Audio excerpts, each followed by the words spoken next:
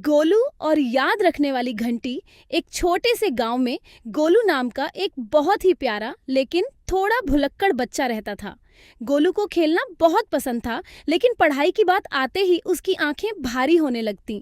उसकी माँ रोज कहती, गोलू अपना होमवर्क कर लेना। गोलू कहता, हाँ माँ। लेकिन 5 मिनट बाद वह गेंद लेकर बाहर भाग जाता।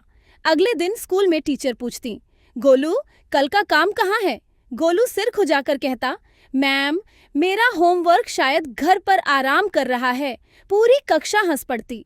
एक दिन स्कूल से लौटते समय गोलू को रास्ते में एक छोटी सी चमकती घंटी मिली। जैसे ही उसने घंटी बजाई, टन टन घंटी बोली, गोलू अगर तुम चाहो तो मैं तुम्हें चीजें याद रखने में मदद कर सकती हूँ। गोलू खुशी से बोला, वाह, अब मुझे कभी पढ़ाई नहीं करनी पड़ेगी। घंटी हंसकर बोली, यही तुम्हारी पहली गलती है। मैं तुम्हें याद दिला सकती हूँ, लेकिन सीखना तुम्हें खुद पड़ेगा। अगले दिन गोलू ने घंटी को स्कूल ले गया। टीचर ने कहा, बच्चों आज हम सीखेंगे कि पेड़ हमारे लिए क्यों महत्वपूर्ण हैं। गोलू ने ध्यान से सुना। टीचर ने बताया कि पेड़ हमें ऑक्सीजन देते हैं, छाया देते हैं, फल देते हैं और पक्षियों को घर देते हैं। गोलू ने अपनी कॉपी में 4 छोटे चित्र बनाए, एक पेड़, एक सांस, एक फल और एक चिड़िया। शाम को घंटी ने पूछा, आज क्या सीखा? गोलू ने चारों बातें आसानी से याद कर लीं। गोलू को एक मजेदार बात समझ आई, सिर्फ सुनने से सब कुछ याद नहीं रहता। जब हम ध्यान से देखते, समझते और खुद दोहराते हैं तो सीखना आसान हो जाता है।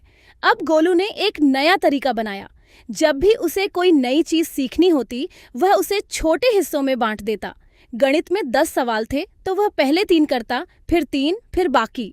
कठिन शब्द याद करने के लिए वह उनसे मजेदार वाक्य बनाता। विज्ञान पढ़ते समय वह चीजों को अपने आसपास की दुनिया से जोड़ता। कुछ दिनों बाद स्कूल में एक छोटी सी प्रतियोगिता हुई। मैंने आज क्या सीखा? हर बच्चे को अपनी पसंद की कोई चीज समझानी थी। गोलू ने पेड़ के बारे में बताया और कहा, पेड़ सिर्फ लकड़ी के बड़े डंडे नहीं हैं, वे हमारे शहर के शांत सुपर हीरो हैं। पूरी कक्षा हंस पड़ी, लेकिन टीचर बहुत खुश हुई। प्रतियोगिता के अंत में गोलू को पहला पुरस्कार नहीं मिला, उसे सबसे अच्छा सीखने वाला बच्चा पुरस्कार मिला। गोलू ने पूछा, मैम मैंने तो पहला स्थान नहीं पाया। टीचर मुस्कुराई और बोली, गोलू आज तुमने सबसे महत्वपूर्ण बात सीखी है। सीखना किसी को हराने के लिए नहीं, खुद को कल से बेहतर बनाने के लिए होता है। गोलू ने अपनी छोटी घंटी को देखा। घंटी ने धीरे से कहा, टन टन, अब तुम्हें मेरी जरूरत कम पड़ने लगी है। गोलू मुस्कुराया और बोला, क्योंकि अब मैंने याद रखना ही नहीं, सीखना सीख लिया है।